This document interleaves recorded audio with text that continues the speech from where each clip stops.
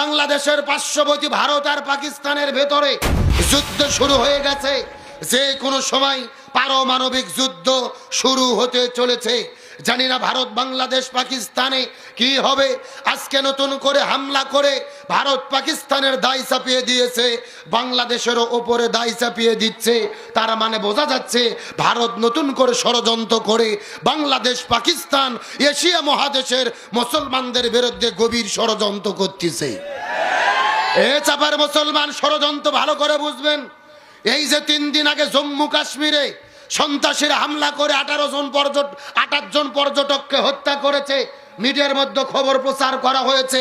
পরিষ্কার করে বলি, গোপন তথ্য জানুন, এটা কোনো মুসলমান হত্যা করেনি, এটা নরেন্দ্র মোদীর সাজানো নাটক।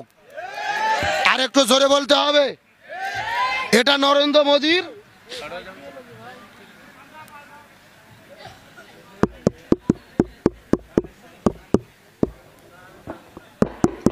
গভীর মনোযোগ লক্ষ্য করুন। আমি বলতেছিলাম এটা নরেন্দ্র মোদীর সাজানো। এরা এই নাটককে মঞ্চায়িত করে নতুন করে ঘৃণ্য ষড়যন্ত্রে লিপ্ত হয়েছে। এর পেছনে কারণ হলো 2টা। চিৎকার করে বলেন কয়টা? প্রথম নম্বর কারণ আমরা জানি, গত 1 সপ্তাহ আগে ওই ভারতে ওয়াকফ আইন সংস্কার করে ওই ভারতের ভেতরে হাজার হাজার মসজিদ মাদ্রাসাকে বুলডোজার দিয়ে মাটির সঙ্গে মিশে দেওয়া হচ্ছে। ওই ভারতের গুজরাট আসামের দিকে লক্ষ্য করেন, গরু জবে করার অপরাধে মুসলমানদের হত্যা করা হচ্ছে। তার মানে বোঝা গেল ওয়াকফ আইন সংস্কার করে তারা যে মসজিদ মাদ্রাসা ভেঙে ফেলছে, এই বিষয়টাকে ধামা চাপা দেওয়ার জন্য ওই জম্মু কাশ্মীরের নতুন করে নাটক তারা তৈরি করেছে। আর 2 নম্বর কারণ হলো আমেরিকার ভাইস প্রেসিডেন্ট জ্যাকি ভ্যান্স, তিনি ভারতে সফর করতে এসেছে। আজকে তারা মুসলমান মারতেছে, আর এই নাটকটা সাজাইয়া আমেরিকার ভাইস প্রেসিডেন্টকে বোঝানোর চেষ্টা করতেছে আমরা মুসলমানদের মারতেছি না, মুসলমানরা জঙ্গি, তারাই আমাদেরকে মারতেছে। ষড়যন্ত্রটাকে ভালো করে বুঝতে হবে। এই বিষয়টাকে ইস্যু করে পাকিস্তানের বিরুদ্ধে অবরোধ শুরু করলো। ভারত পাকিস্তান যুদ্ধ শুরু হচ্ছে, বাংলাদেশকেও দায় চাপিয়ে দেওয়ার চেষ্টা করতেছে। এখন আমি আপনাদের পরিষ্কার করে বলি, বলেন পৃথিবীর যেই প্রান্তেই মুসলমান মরুক না কেন, যেই প্রান্তেই মুসলমানদের উপর হামলা হোক না কেন, ওই নির্যাতিত মুসলমানদের পক্ষে আমরা আছি না নাই?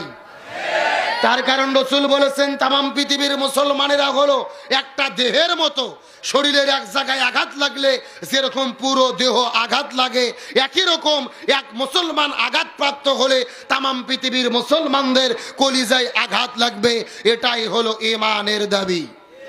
সুতরাং পরিষ্কার করে বলতে চাই, চাপাইয়ের মুসলমান, তামাম পৃথিবীর 200 কোটি মুসলমান আমরা হাতে হাত রেখে আল্লাহর নামের তাকবীর দিয়ে রাজপথে যদি নামতে পারতাম, আমাদের যুদ্ধ করার দরকার ছিল না, তরোয়াল মারার দরকার ছিল না। 200 কোটি মুসলমান একত্রিত হয়ে সুন্নতি তরিকায় যদি প্রসব করতে পারতাম, ওই প্রসবের ছোটে ওই বেঈমানেরা সাগরে নিমজ্জিত হতে বাধ্য হতো।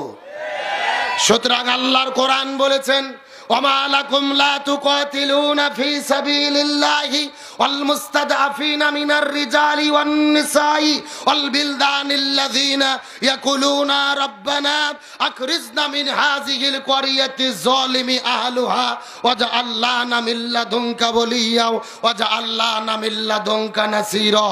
আল্লাহর কোরআন বলে, হে মুসলমানেরা, তোমাদের কি হলো? তোমরা কি জাগিয়ে জাগিয়ে ঘুমাবে? তোমরা কি নির্যাতিত মানুষের দিকে লক্ষ্য করে দেখো না? হাজার হাজার মুসলমানদেরকে গুলি করে বোমা মেরে পৃথিবী থেকে বিদায় করা হচ্ছে। এই মানুষগুলো মাজলুম জনপথের লোকেরা আল্লাহর কাছে ফরিয়াদ করে বলে, আল্লাহ, এই জালেম সম্প্রদায় থেকে আপনি আমাদেরকে হেফাজত করেন, অথবা একজন অভিভাবক পাঠান যিনি আমাদেরকে এখান থেকে সাহায্য করে বের করবে। সুতরাং এই আয়াতের দিকে লক্ষ্য করে আল্লামা তাকি ওসমানী সহ তামাম পৃথিবীর মুফতিরা ফতোয়া দিয়েছে, নির্যাতিত মুসলমানদের পক্ষে আজকে সবার জন্য আমাদের লড়াই সংগ্রাম করা, জিহাদ করা ফরজে আইন, ফরজে আইন, ফরজে আইন।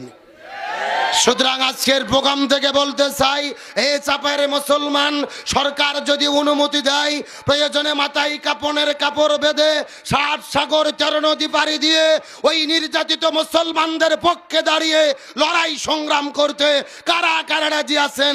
2টি হাত আল্লাহকে তুলে দেখান।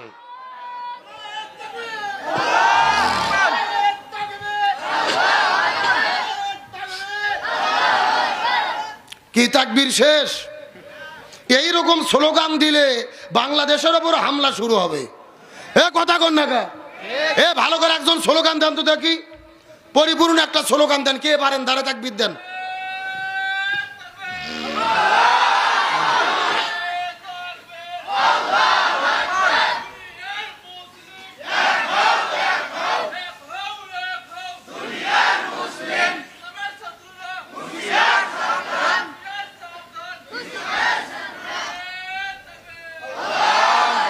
আলহামদুলিল্লাহ বলেন।